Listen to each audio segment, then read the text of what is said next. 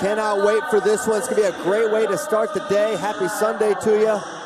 Handshake, and here we go. 57 kilogram match number 1 in the red, and we are 3 seconds in, and they want Gilman trying to get him out of the hands of the face.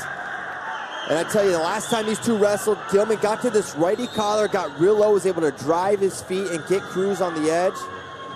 He also was working well out of his underhook on that left side, moving Cruz around. Cruz gonna have to control the ties a little bit better.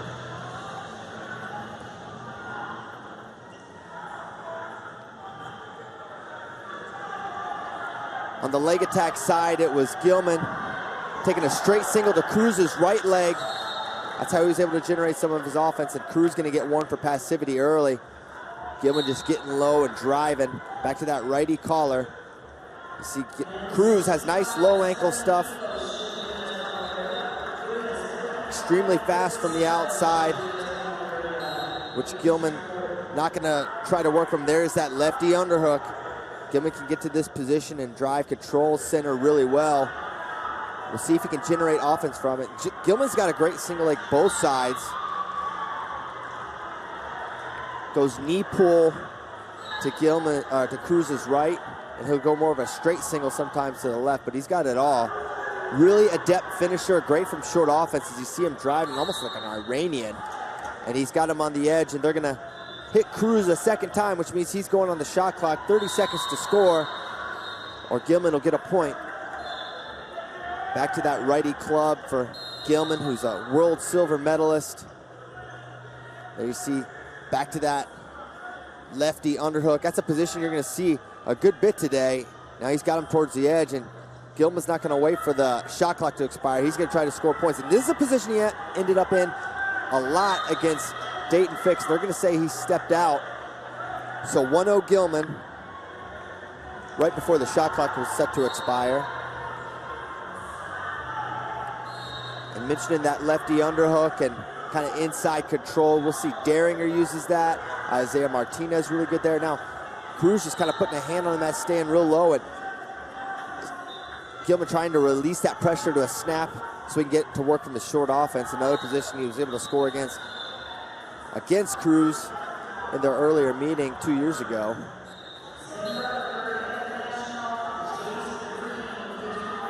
Of course, the winner of this best 2 out of 3 going to take on Dayton Fix in Final X Lincoln. A rematch, potentially, last year's Final X if Gilman can get by Cruz here. And man, we've had a lot of the same match, and Cruz not making the necessary adjustments at this point. And they're getting on Gilman. I don't know if they're saying he was grabbing the singlet or just not using the holds he's getting to, but either way, Matt official Zach Garrett breaks it up. There you see Cruz trying to work a little from space, not getting in there. And back to the righty collar of Thomas Gilman. 22 seconds to go in the first period. Now Cruz, you know, he's one of the tougher guys to score on at this weight. He held Dayton Fix to his fewest amount of points, I believe, the entire U.S. Open long. A 2-0 win for Dayton. And they're that'll do it for the first period. 1-0 for Gilman. And you know, in their NCAA match, it was obviously folk style, so different, but it was kind of close, but Gilman had the edge right until the end. Cruz took one beautiful single leg. Great finish to force overtime. They got the takedown in overtime. So Cruz is comfortable, and there's evidence of this against Gilman. He's comfortable being down a little bit early on. He's going to wait for that one perfect opportunity. But the thing with Cruz is when he fires off that attack, he's got to be aware of Gilman's re-attacks. Gilman can go front head to the leg really fast. And Cruz picking up his activity level a little bit. Gilman charging forward like the 125-pound bull that he is.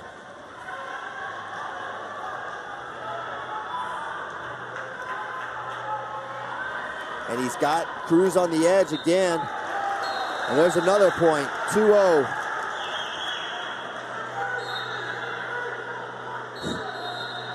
And And I sneak a side eye to the Brewer Graf match. It's 13-12. And there's Gilman on that single leg. Very extended, but that doesn't mean he can't finish. He's really good when he's underneath, but needs to get his hands locked. Now he's slowly building. Now maybe you got to post those hands to the mat. Good position here for Gilman. Now he's going to be able to come up to his feet with it, trying to threaten inside, but not going to get it. And they're going to give the 2 there. Making it 4-0 for Thomas Gilman. Next up here, it's going to be Jordan Oliver, Zane Rutherford.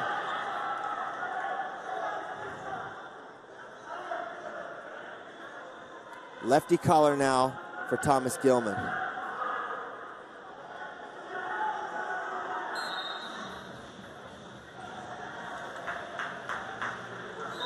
And just driving forward.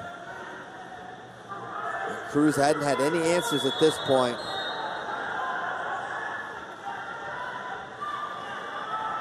It's got Cruz on the edge again, snaps him off, snaps Cruz down to his knees.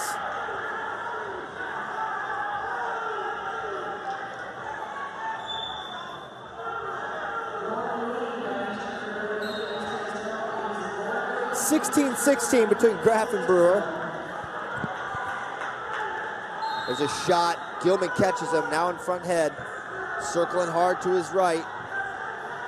Cruz trying to build. Gilman doing a nice job keeping his hips back, and they'll stalemate at 56 to go.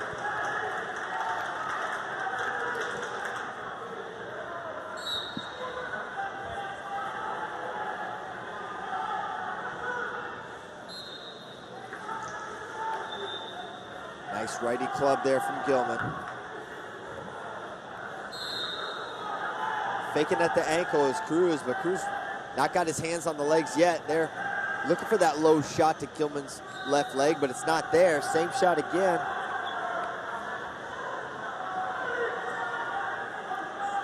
Now just 30 seconds to go. Desperation time if you're Darian Cruz. There's a shot from Cruz looking to re-attack his Gilman, but it's not there. 12 to go now. Level change for Cruz. There's a double from space. Good sprawl, Thomas Gilman.